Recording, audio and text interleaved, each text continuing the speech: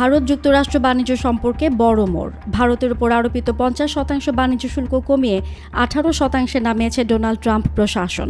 নিজের সামাজিক যোগাযোগ মাধ্যম ট্রুথ সোশ্যালে এ তথ্য নিশ্চিত করেছেন মার্কিন প্রেসিডেন্ট। ট্রাম্প জানান, প্রধানমন্ত্রী নরেন্দ্র মোদীর সঙ্গে টেলিফোনে কথা বলার পরই এ সিদ্ধান্ত নেন তিনি।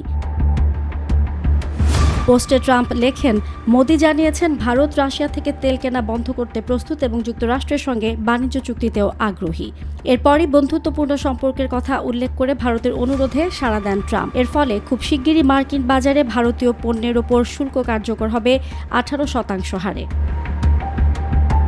উল্লেখ্য, ট্রাম্প ক্ষমতায় আসার পর ধাপে ধাপে ভারতের ওপর শুল্ক বাড়ানো হয়। আগে ছিল 15%, পরে তা বেড়ে দাঁড়িয়েছে 50%। রাশিয়া থেকে সস্তা তেল কেনার অভিযোগে গত বছর আগস্টে অতিরিক্ত 25% শুল্ক আরোপ করা হয়েছিল। ফলে কার্যত মার্কিন বাজারে ভারতীয় পণ্যের প্রবেশ কঠিন হয়ে পড়ে।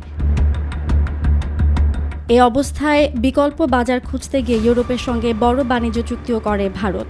এবার শুল্ক কমানোর ঘোষণার পর ট্রাম্পকে ধন্যবাদ জানিয়েছেন প্রধানমন্ত্রী নরেন্দ্র মোদী। এক্সে পোস্ট করা বার্তায় তিনি বলেন, 140 কোটি ভারতীয়র পক্ষ থেকে প্রেসিডেন্ট ট্রাম্পকে ধন্যবাদ। বিশ্লেষকদের মতে এই সিদ্ধান্ত দুই দেশের বাণিজ্য সম্পর্ককে নতুন অধ্যায় খুলতে পারে। ফৌজিয়া রওশন আক্তার, মাই টিভি নিউজ ডেস্ক।